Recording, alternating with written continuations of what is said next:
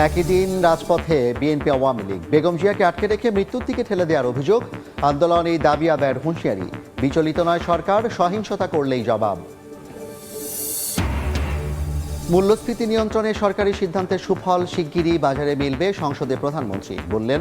প্রস্তাবিত বাজেটের মাধ্যমে আরও এক ধাপ এগিয়ে যাবে বাংলাদেশ। তিস্তার মতো গঙ্গার পানি বণ্টন চুক্তি নিয়েও মমতার মনোভাবের কড়া সমালোচনা খোদ পশ্চিমবঙ্গে। প্রতিবেশী দুই দেশের সম্পর্কে নেতিবাচক প্রভাব পড়ার শঙ্কা।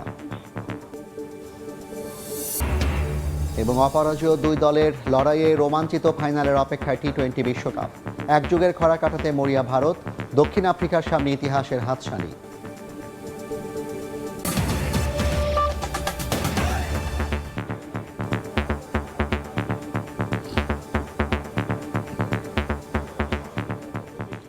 জনপদের সময়ের সঙ্গে আছি আমি জাফর সাদিক। যথাসময়ে মাঠে নামতে পারেনি বলেই গত 15 বছরে কোনো আন্দোলনের ফসল ঘরে তুলতে পারেনি বিএনপি, এমন বিস্ফোরক মন্তব্য করে দলটির নেতা মির্জা আব্বাস বলেছেন, এবার দাবি আদায়ে কঠোর আন্দোলনে যাবেন তারা। অন্যদিকে বিএনপি মহাসচিবের হুঁশিয়ারি, বেগম জিয়ার মুক্তি না দিলে সরকারকে যে কোনো পরিণতির জন্য প্রস্তুত থাকতে হবে। রাজধানীর নয়াপল্টনে বিএনপি চেয়ারপারসনের মুক্তির দাবিতে সমাবেশে এ হুঁশিয়ারি দেন দলটির শীর্ষ নেতারা।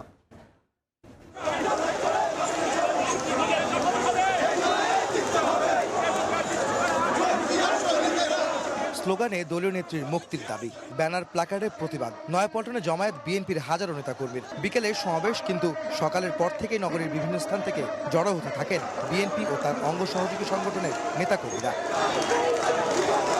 মেঘলা আকাশ আর গুড়ি গুড়ি বৃষ্টি উপেক্ষা করে শুরু হয় বেগম খালেদা জিয়ার নিঃশর্ত মুক্তির দাবিতে বিএনপির সমাবেশের কার্যক্রম। দলটির নেতারা অভিযোগ করেন, বেগম জিয়াকে রাজনীতি থেকে দূরে সরিয়ে দিতে তাকে সরকার কারারুদ্ধ করে রেখেছে। স্থায়ী কমিটির সদস্যরা বলেন, বেগম জিয়াকে মুক্তির আন্দোলনের মাধ্যমে সরকারের বিরুদ্ধে প্রতিরোধ গড়ে তুলতে হবে। যেখানে অন্যায় আইনে পরিণত হয় সেখানে প্রতিরোধ অনিবার্য। পারবেন প্রতিরোধ করতে? পারবেন প্রতিরোধ করতে? প্রতিরোধের মাধ্যমে দেশনেত্রী বেগম খালেদা জিয়াকে মুক্ত করতে হবে। গত 15 বছরে নিজেদের আন্দোলনের ব্যর্থতার জন্য আত্মসমালোচনা করে মির্জা আব্বাস বলেন, কোনো আপোষ নয়, যে কোনো মূল্যে বেগম জিয়াকে মুক্ত করা হবে। আমরা আজকে 15টা বছর আন্দোলন করেছি, আন্দোলনের কোনো ফল আমরা ঘরে আনতে পারি নাই। কেন হচ্ছে না এটা আমরা যখন নিজেরা নিজে জিজ্ঞেস করি, যে আমরা যথাসময়ে আমরা মাঠে থাকি না।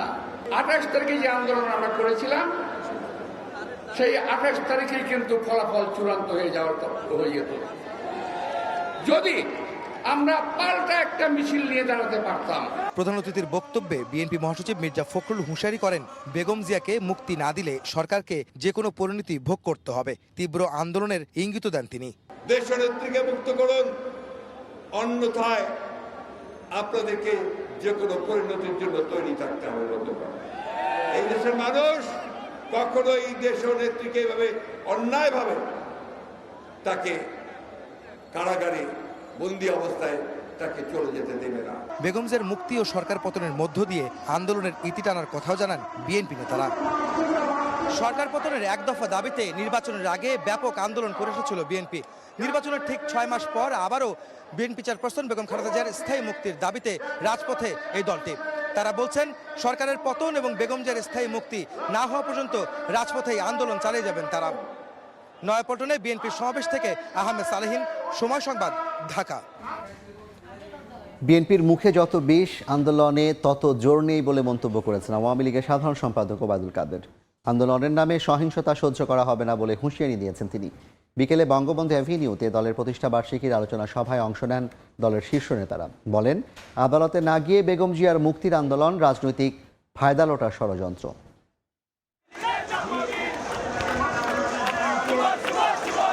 বেগম জিয়ার মুক্তির দাবিতে বিএনপি যখন সমাবেশ করছে, একই সময়ে মহানগর দক্ষিণের আয়োজনে বঙ্গবন্ধু অ্যাভিনিউতে দলের 75 বছর পূর্তি উপলক্ষে আলোচনা সভা করে আওয়ামী লীগ। শনিবার দুপুরের পর থেকেই মিছিল নিয়ে কেন্দ্রীয় কার্যালয়ের সামনে সমাবেত হন নেতাকর্মীরা। যোগ দেন দলের কেন্দ্রীয় নেতারা। এ সময় বিএনপি চেয়ারপারসনের মুক্তির নামে সরকারের বিরুদ্ধে ষড়যন্ত্রের অভিযোগ করেন দলের সভাপতিমণ্ডলীর সদস্য অ্যাডভোকেট কামরুল ইসলাম। হুঁশিয়ার করেন আন্দোলনের নামে সহিংসতা করলে দাঁত ভাঙা জবাব দেয়ার। আন্দোলনের হুমকি দেবেন না, আন্দোলন করে কোনো লাভ হবে না। পরিষ্কার বলতে চাই, আবার যদি সন্ত্রাসের পথে হাঁটেন, আন্দোলনের নামে যদি বিভীষিকাময় অবস্থার সৃষ্টি করেন, আপনাদের দাঁত ভাঙা জবাব আমরা দেব। আপনারা খালেদার মুক্তি চান না, আপনারা খালেদাকে জেলখানায় রেখে তাদেরকে প্রতিষ্ঠা করতে চান। একে যে কোনো রাজনৈতিক আদর্শ নাই। বাংলাদেশের ইতিহাসকে যদি ধরে রাখতে হয় তাহলে আওয়ামী লীগের পতাকা দলে সবাইকে ঐক্যবদ্ধ হতে হবে। প্রধান অতিথির বক্তব্যে দলের সাধারণ সম্পাদক বিএনপিকে দুর্নীতিবাজ দল আখ্যা দিয়ে বলেন, তারেক রহমান হাজার হাজার কোটি টাকা লুটপাট করে লন্ডনে আরামায়েশ করছেন, তাই বিএনপি নেতাদের মুখে দুর্নীতি বিরোধী কথা মানায় না। দুর্নীতির বিরুদ্ধে সরকারের কঠোর অবস্থানের কথা আবারও জানান ওবায়দুল কাদের। বিএনপি নেতাদের আন্দোলনে তত জোর নেই, মুখের বিষ যত জোর। বিএনপিতে এখন আতঙ্কের নাম তারেক রহমান। বাড়াবাড়ি করবেন না, ক্ষমতার দাপট কেউ দেখাবেন না, কাউকে ক্ষমা করা হবে না। আন্দোলনের নামে বিরোধীদের সহিংসতা ঠেকাতে নেতাকর্মীদের ঐক্যবদ্ধ থাকার আহ্বান জানান সাধারণ সম্পাদক। একই সঙ্গে তাদেরকে দুর্নীতি বিরোধী শপথ নেয়ার নির্দেশ দেন। করেন আন্দোলন, তবে আন্দোলনে সহিংসতার উপাদান যুক্ত হলে খবর আছে। সানবীর রূপল, সময় সংবাদ, ঢাকা। প্রস্তাবিত বাজেটের মাধ্যমে বাংলাদেশ আরও এক ধাপ এগিয়ে যাবে জানিয়ে প্রধানমন্ত্রী শেখ হাসিনা বলেছেন, শুধু আওয়ামী লীগ নয়, সব শাসন আমলেই কালো টাকা সাদা করা হয়েছে। বিকেলে 2024-25 অর্থ বছরের বাজেট অধিবেশনের সমাপনী সেশনে বক্তব্য রাখেন সংসদ নেতা। বলেন, খেলাপি ঋণের হার আগের চেয়ে কমেছে। মূল্যস্ফীতি নিয়ন্ত্রণে সরকারি সিদ্ধান্তের সুফল শিগগিরই বাজারে মিলবে। মাননীয় স্পিকার, চ্যালেঞ্জ নেওয়াটাই তো আমাদের কাজ। আমরা তো চ্যালেঞ্জ নিয়েই চলতে চাই এবং চ্যালেঞ্জ নিয়েই এগিয়ে যাচ্ছি। মূল্যস্ফীতি নিয়ন্ত্রণে এবার আমরা যে সকল পদক্ষেপ নিয়েছি, আমরা মনে করি যে খুব শীঘ্রই বাজারে তার প্রভাব পড়বে এবং আমরা আমাদের আকাঙ্ক্ষা অনুযায়ী, প্রত্যাশা অনুযায়ী আমরা হ্রাস করতে পারবো। এই অতিবারী যুদ্ধ সবকিছু মোকাবেলা করেই কিন্তু আমরা সামনের দিকে এগোচ্ছি। আর কালো টাকার সাথে, এটা কালো টাকার সাথে না, আয়কর দিয়ে মূল জনগোষ্ঠীতে যাতে ফিরে আসে আর এই ধরনের কর্মকাণ্ড যাতে না করে, সেই জন্যই এই মাঝে মাঝে এই ধরনের সুযোগ দেওয়া হয়। এই ধরনের সুযোগ খালেদা জিয়া নিয়েছিল, ডক্টর কামাল হোসেন নিয়েছিল এবং আরও অনেকেই নিয়েছিল। এমনকি বিএনপি সাইফুর রহমানও করেছে, এরশাদ সাহেবও বোধহয় করেছিলেন। আমার মনে হয় একটু খোঁজ নিতে হবে। এই বাজেট বাস্তবায়নের মধ্য দিয়ে বাংলাদেশ আবার এক ধাপ এগিয়ে যাবে। তিস্তার মতো গঙ্গার পানি বন্টন চুক্তি নিয়ে পশ্চিমবঙ্গের মুখ্যমন্ত্রী মমতা বন্দ্যোপাধ্যায়ের মনোভাবের কড়া সমালোচনা শুরু হয়েছে খোদ তার নিজের রাজ্য জুড়ে। তৃণমূল নেত্রীর এমন মনোভাবে প্রতিবেশী দুই দেশের সম্পর্কে নেতিবাচক প্রভাব পড়ার আশঙ্কাও করছেন মমতার রাজ্যের বর্ষিয়ান সাংবাদিকরা। ভারত থেকে বিস্তারিত জানাচ্ছেন সুব্রত আচার্য। 2011 সালে ভারতের তৎকালীন প্রধানমন্ত্রী ডক্টর মনমোহন সিংয়ের সফর সঙ্গী হিসেবে নাম ঘোষণার পর বাংলাদেশ সফর বাতিল করেছিলেন সদ্য পশ্চিমবঙ্গের ক্ষমতায় আসা তৃণমূল কংগ্রেসের মুখ্যমন্ত্রী মমতা বন্দ্যোপাধ্যায়। সফর বাতিলের কারণ তিস্তা চুক্তিতে তার সায় না থাকা। 2011 সাল থেকে 2024 গেল 13 বছর ধরে তিস্তা চুক্তি আলোর মুখ দেখেনি। বাংলাদেশের অধিকার থাকলেও সেই পানির ন্যায্য ভাগ্য পায়নি ভাটির দেশের লাখ লাখ মানুষ। তিস্তায় বাগড়া দেওয়ার পর এবার পশ্চিমবঙ্গের প্রশাসনিক প্রধানের নজর গঙ্গার পানি বন্টন চুক্তির নবায়নের দিকেও। লোকসভা ভোটের সময় মুর্শিদাবাদের প্রচারে গিয়ে ফারাক্কার ব্যারেজ লাগোয়া মানুষকে আন্দোলনে নামার পরামর্শ দিয়েছিলেন মমতা। আর এবার দুই দেশের প্রধানমন্ত্রীর দ্বিপাক্ষিক বৈঠকের পর সরাসরি তিস্তা গঙ্গা চুক্তি নিয়ে রণংদেহী রাজ্যটির মুখ্যমন্ত্রী। এতেই মারাত্মক প্রতিক্রিয়া দেখাচ্ছেন দুই দেশের সম্পর্ক নিয়ে যারা কাজ করেন সেই বিশ্লেষকরা। মমতা নিজে মনে করছেন যে তিনি অঙ্গরাজ্যের মুখ্যমন্ত্রী নন, তিনি একজন প্রধানমন্ত্রী। এই যে তার নিজের চিন্তাভাবনাটা দুই দেশের সম্পর্ক দিনের পর দিন ক্ষতি করে দিচ্ছে। বর্ষিয়ান এই সাংবাদিক 2011 সালে তিস্তা চুক্তি ভেস্তে যাওয়ার পেছনে মমতার অবস্থানের কড়া সমালোচনাও করেন। তিস্তা চুক্তি যাতে মমতার মনমোহন সিংয়ের সঙ্গে ঢাকায় যায়, সেই আলোচনার জন্য তৎকালীন ভারত সরকারের নিরাপত্তা উপদেষ্টা প্রধানমন্ত্রী Shivshankar who's very close friend of mine, Shivshankar Menon 3 বার কলকাতায় আসে ভারত সরকারের ইরিগেশন সচিবকে সঙ্গে নিয়ে, তাকে বোঝাবার চেষ্টা করে, তাকে বোঝাবার চেষ্টা করে বুঝতে চান, আমি বুঝবো না। বিশ্লেষকরা বলছেন বিজেপির সঙ্গে নেতিবাচক সম্পর্কের কারণেই গঙ্গার পানি বন্টন চুক্তির নবায়নের সিদ্ধান্তের বিরুদ্ধে মমতার কঠোর এই অবস্থান। সুব্রত আচার্য, সময় সংবাদ, ভারত। সাগরে লঘুচাপের প্রভাবে সারা দেশে থেমে থেমে বৃষ্টিপাত হচ্ছে। কোথাও কোথাও ভারী বৃষ্টিতে জলাবদ্ধতায় ভোগান্তি বেড়েছে মানুষের। এদিকে লঘুচাপের কারণে বন্দরগুলোকে 3 নম্বর সতর্ক সংকেত দেখিয়ে যেতে বলেছে স্থানীয় আবহাওয়া অফিস। মুষলধারে বৃষ্টিতে তলিয়ে গেছে রাস্তাঘাট, হাঁটু সমান পানিতে চলছে বাস, ট্রাক সহ বিভিন্ন যানবাহন। লঘুচাপের প্রভাবে শনিবার সকাল থেকেই থেমে থেমে বৃষ্টি হচ্ছে বিভিন্ন এলাকায়, কখনো গুঁড়ি গুঁড়ি, আবার কখনো ভারী বৃষ্টি। জলাবদ্ধতার সৃষ্টি হওয়ায় ভোগান্তিতে পড়েন কর্মস্থলমুখী মানুষ। এখানে যে পানি হয় আমরা গাড়ি মারি কিছু চালাতে পারতেছি না, অনেক গাড়িগুলো নষ্ট হয়ে যায়, রাস্তায় জাম বেজে যায়। ময়লা পানিতে পারাপার হলে পায়ে ঘা হয়ে যায়।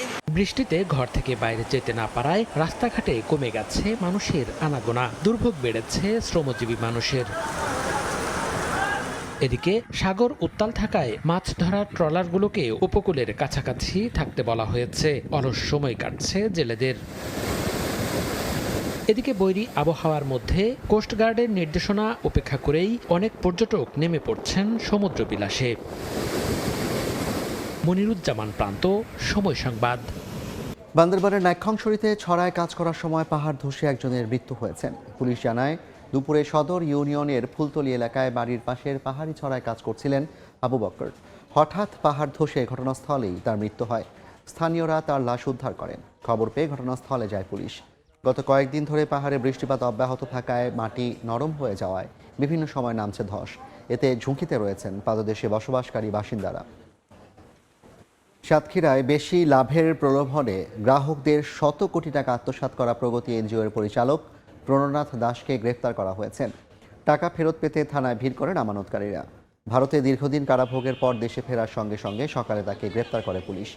ভুক্তভোগীরা জানান, কয়েক হাজার মানুষের প্রায় 100 কোটি টাকা হাতিয়ে নেয় শহরের কামালনগর এলাকার প্রগতি সঞ্চয় ও ঋণদান সমিতির পরিচালক প্রণনাথ দাস। গত বছরের শেষে গ্রাহকদের আমানতের টাকা ও লভ্যাংশ ফেরত দিতে প্রণনাথ গড়িমসি শুরু করেন। এক পর্যায়ে পালিয়ে ভারতে চলে গেলেও সেখানকার পুলিশ তাকে গ্রেফতার করে। 5-6 মাস মনে হয় আমার লাভ্যাংশ কিছু টাকা দিয়েছে। তারপরে আর হলো যে লস হয়েছে করোনা ভাইরাসের সময়, মানে টাকার বয়স হচ্ছে 8 মাস।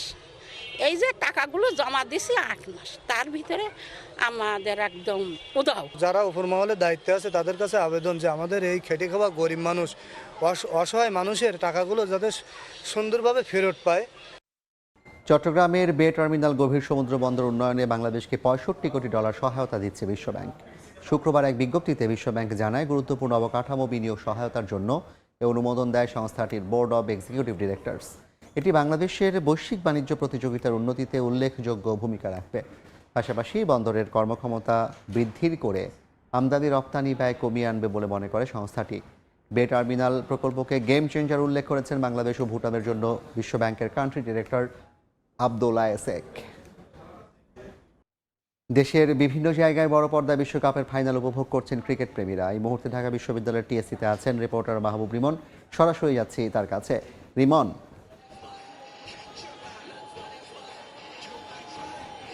একেবারে ভিন্ন দুই সমীকরণ। এক দলের সামনে প্রায় এক যুগ পর আইসিসির কোনো ইভেন্টের শিরোপা জয়ের হাতছানি অন্য দল, অর্থাৎ সাউথ আফ্রিকা প্রথমবারের মতো বিশ্বকাপ জয়ের হাতছানি যে দলের সামনে। বাংলাদেশ ফাইনালে খেলছে না, তবুও বাংলাদেশের ক্রীড়াপ্রেমী সমর্থকদের তো আসলে আলাদা করে বলার কিছু নেই এই ফাইনাল দেখতে। ঢাকা বিশ্ববিদ্যালয়ের টিএসসিতে আমরা এই মুহূর্তে রয়েছি। নিশ্চয়ই দর্শকরা ক্যামেরায় দেখতে পাচ্ছেন, যত দূর চোখ যায় তত দূর কিন্তু একেবারে দর্শকদের একেবারে যেন ঢল নেমেছে। আমরা পুরো বিশ্বকাপে দেখেছি বাংলাদেশ যে সে ম্যাচগুলোতে আসলে ঢাকা বিশ্ববিদ্যালয়ের এই টিএসসিতে কিন্তু একেবারে আমরা দেখেছি যে একেবারে ফাঁকা, তবে একেবারে অভিন্ন চিত্র আজকে, যেহেতু মেগা ফাইনাল এবং যদি একটু সমর্থকের কথা বলি তবে সেই সমর্থকের পাল্লায় কিন্তু সাউথ আফ্রিকা অনেক বেশি এগিয়ে, অর্থাৎ সাউথ আফ্রিকার সমর্থকদের সংখ্যা অনেক বেশি। ভারত যেভাবে যখন তেড়ে ফুড়ে শুরু করেছিল তখন কিন্তু এই ঢাকা বিশ্ববিদ্যালয়ের টিএসসি যেন মোটামুটি স্তব্ধ হয়ে গিয়েছিল, কিন্তু ব্যাক টু ব্যাক দুটো উইকেট অর্থাৎ ঋষভ পন্থ এবং রোহিত শর্মার যে উইকেট কেশব মহারাজ তুলে নিয়েছেন এবং প্রতিটা উইকেটে যেন আমরা দেখছি যে চিয়ার আপ করছেন দর্শকরা, উল্লাসে তারা ফেটে পড়ছেন, প্রতিটা ডট বলে তারা চিয়ার আপ করছেন। সাউথ আফ্রিকা যখন ভালো ফিল্ডিং দিচ্ছেন তখন তারা চিয়ার আপ করছেন। সব মিলিয়ে বাংলাদেশ এই ঢাকা বিশ্ববিদ্যালয়ের টিএসসির যে অধিকাংশ সমর্থক তারা কিন্তু সাউথ আফ্রিকাকে আজকের ম্যাচে সমর্থন করছেন। তবে ভারতেরও যে সমর্থন একেবারে নেহাত কম তেমনটা নয়, যদি আমরা পার্সেন্টেজ হিসাব করি সব মিলিয়ে হয়তো 10% এখানে সমর্থক রয়েছেন যারা কিনা আজকের ম্যাচে ভারতকে সমর্থন করছেন। তবে সব মিলিয়ে দর্শকরা একটা প্রত্যাশা করছেন যে জমজমাট একটা ফাইনাল হবে, অর্থাৎ ফাইনালটা যেন ফাইনালের মতোই হয়, কারণ এর আগে আমরা এবার সেমিফাইনালগুলো দেখেছি, দুটো সেমিফাইনালে আমরা দেখেছি যে এক পেশে হয়ে গেছিল, সেখান থেকে দর্শকদের প্রত্যাশা একটা ভালো ফাইনাল হবে। এবং সমর্থকরা বলছেন যে বিরাট কোহলি যিনি কিনা দারুণ একটা শুরু পেয়েছেন, গোটা টুর্নামেন্টে তিনি রান করতে পারেননি, হয়তো বিরাট কোহলি আজকের ম্যাচে রানের দেখা পাবেন। তবে শুধুমাত্র যে ঢাকা বিশ্ববিদ্যালয়ের টিএসসি তাই না, আমরা জানি যে রাজধানীর বিভিন্ন জায়গায় কিন্তু বড় পর্দায় যে ফাইনাল ম্যাচ, সে ফাইনাল ম্যাচ দেখার আয়োজন করা হয়েছে এবং প্রত্যেকটা জায়গায় আমরা খবর নিয়েছি যে একেবারে এরকম যে জায়ান্ট স্ক্রিনগুলো রয়েছে সেখানে দর্শকদের উপচে পড়া ভিড় রয়েছে এবং দর্শকরা বলছেন যে ভালো একটা ফাইনাল হোক, যেহেতু বাংলাদেশ খেলতে পারছে না, বাংলাদেশ দারুণভাবে শুরু করেছিল টুর্নামেন্টটা, যদিও তারা শেষ পর্যন্ত সেমিফাইনাল খেলতে পারেনি, তবে দর্শকরা বলছেন তারা সবসময় ক্রিকেটের সঙ্গে আছেন এবং আজকের যে ফাইনাল সে ফাইনালে শেষ পর্যন্ত যারাই যেতুক না কেন তারা বলছেন যে একটা ভালো ম্যাচ হোক, যাতে তারা সেই ম্যাচের আনন্দ নিয়ে, যে তৃপ্তিটা নিয়ে যাতে তারা বাড়ি ফিরতে পারে। তবে সমর্থকের কথা যদি আবারও বলি, সমর্থকটা আসছে এবং সময়ের সঙ্গে পাল্লা দিয়ে, কিন্তু একেবারে